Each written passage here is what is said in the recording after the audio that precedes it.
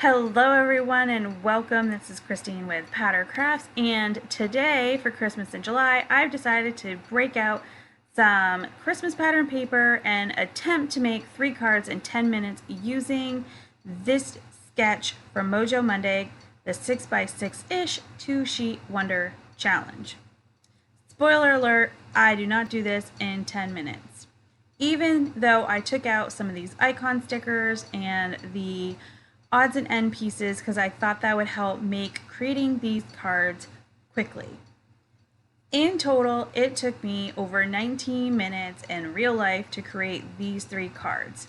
Some things that I could have done to save a little bit of time is thought more about what I was actually going to create. I just kind of was like, hey, I bet I can make these 3 cards in under 10 minutes. Boom, how hard can that be? Guess what? I couldn't. I also didn't have 3 card bases ready to go either. So when I was ready to start to put these cards together, I had to cut card bases, which again is using more precious time. So the first thing I'm going to do is I grabbed the 2 pieces of pattern paper that I'm going to trim down. This sketch does tell you where to trim so that you have your pieces. So right now I'm cutting the A and the D piece as instructed on the sheet, and then this other little sheet you're going to cut I think it's 3.5 by 2, and then you have like a 3 by 2 roughly, because it does say 6x6ish, and I didn't actually measure the piece that, that second part, so I'm not 100% sure exactly if that's right. You also don't necessarily want to use a directional piece of pattern paper if you're doing this challenge, unless you're going to take that extra time to pay attention to the way you cut the cardstock, so that your pattern paper with the direction goes in the way it needs to when you put your cards together. So this is the moment I realized somewhere along the line I cut one of these pieces of paper not exactly correct. But you know what? I don't care. We're just going to go with it. So right now I decided I'm going to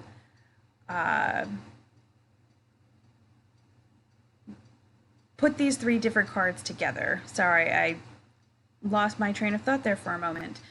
So I've got my 2 A pieces, which are basically, I think they're for cards 1 and 2. So that's like the main panel, and then you're using your 2 C pieces and your 2 D pieces, and they're basically going in opposite directions. So one, the skinny strip is going up on one of them, it's going across, and right now I'm just kind of deciding which patterns I want to go where, so that I'm not using the same pattern on, 2 of the same pattern on the same card. So I'm going ahead and deciding which ones I want to use. If I had more time, I definitely would have matted the pattern paper like on some green or red cardstock, just so they pop a little bit. They kind of blend together, and while in the end I am happy with the cards, I always love adding a little bit of a solid color matte when I'm using multiple patterns. So now I realize I need 3 card bases and I don't have any, so I just run out quickly to where I have my cardstock, my heavy weight cardstock, and grab 2 pieces of black cardstock so I can cut 3 card bases. So I'm making 2 of them as top folding or portrait style card, and then this one here will be a landscape card, but it'll still be top folding. So I've gone ahead and trimmed the card bases, and I'm going to grab my scoreboard and we are going to score these. The cardstock that I'm using is 120 pounds, so it just folds a lot easier if you score it first. And I definitely could have saved time on making these cards if this part was already done. Probably not a lot. I still probably wouldn't have finished in time, but it wouldn't have maybe taken me 19 minutes.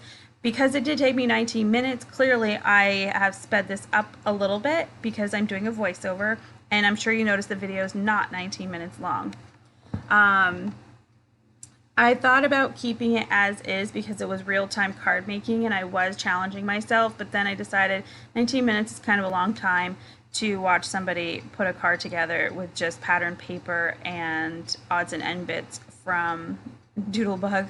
So we did speed it up a little bit.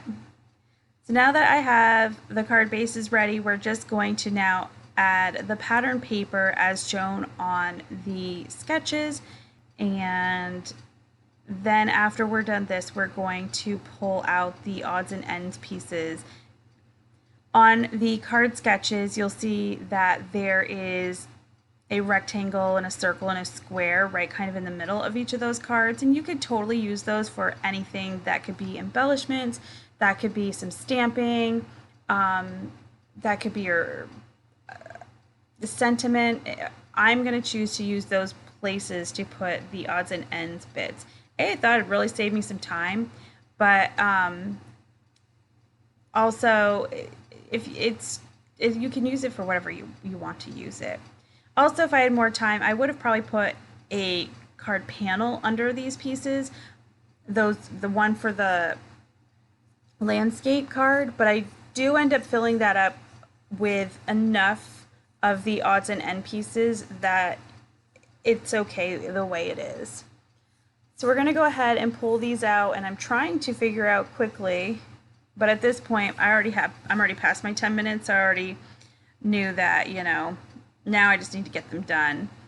I did not succeed on the 10-minute challenge on this one, but I'm still trying to move right along.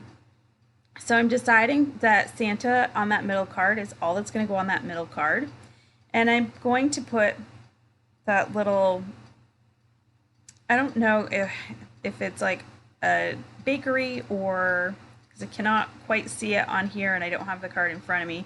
I'm going to put that there with a little gingerbread man, and I'm going to do the Christmas tree with the gifts on the card there to the left.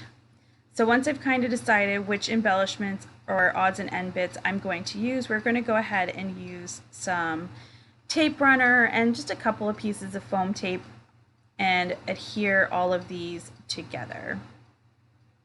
So we're going to pop Santa up on a little bit of foam. He is the only odds and end piece going on this card here. So he's got his little candy cane.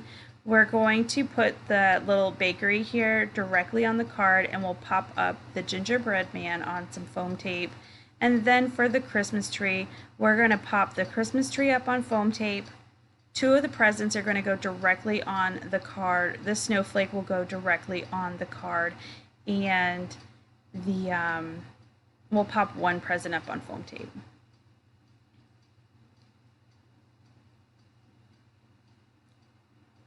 I decided to bring in this snowflake just because there's kind of a lot going on this card, and in that little area, for whatever reason, to me just looked like it needed a little something. Again, because I think that whole card base being in the background kind of threw me off, and I wanted to make sure I could cover as much of it as possible. So here I'm just arranging my little presents. So these are the 3 cards I made today. Unfortunately, I did not meet the 10-minute challenge, but I'm still really happy with how they came out. So thank you so much for joining me today. If you liked this video, please give it a thumbs up. If you'd like to see more and you're not already, please hit that subscribe button. But until next time, everyone, have a great day. Bye.